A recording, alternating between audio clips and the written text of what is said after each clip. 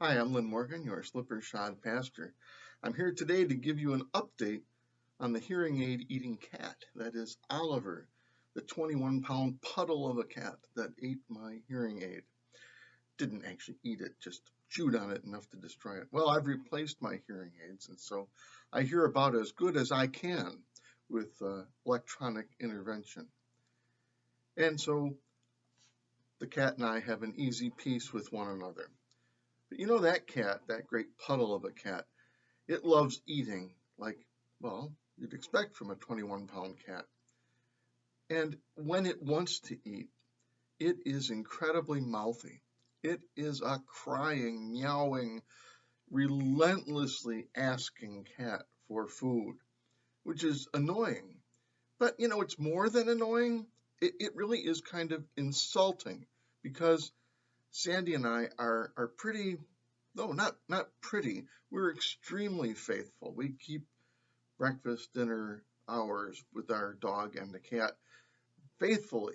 They don't have to wonder whether they're going to get fed. They always get fed in exactly the right amount, despite the fact that both of them are pretty chunky puppies and kitties.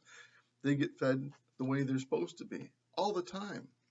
And so when the cat, for an hour or two before dinner time, is wandering around making noises like, maybe today you'll forget to feed me, it's not only a pain in the neck to hear, it's also insulting to those who are carefully providing for the care of the cat. Now, we haven't actually had this conversation with the cat because if you've ever had a conversation with a cat, you know it's even more fruitless than having a conversation with one's parishioners. Oh, did I say that out loud? Anyway, cats don't pay attention. But this behavior of the cat reminded me again of those people of Israel who are complaining to God about whether there would be food, and ta-da, manna appears, or whether there would be water in the wilderness. And there are two stories in which water is provided for them because of their complaining. And the second story comes up in the lectionary readings for today. And the interesting thing, of course, about this story to me was that the people of Israel, in asking for the water, were also asking this crucial question in their minds.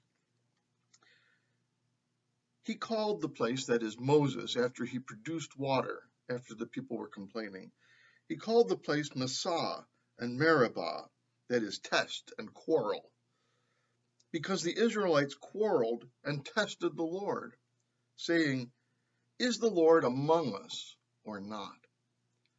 Aha!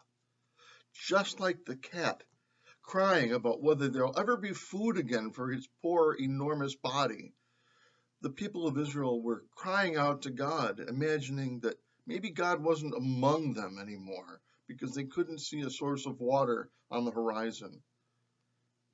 Now, we're not like that. Well, maybe we are. We ask the Lord, "Are you among us?" when we can't see the obvious signs of the blessing we look for. Perhaps even today you're saying, "Is the Lord among us? Things are going badly for me.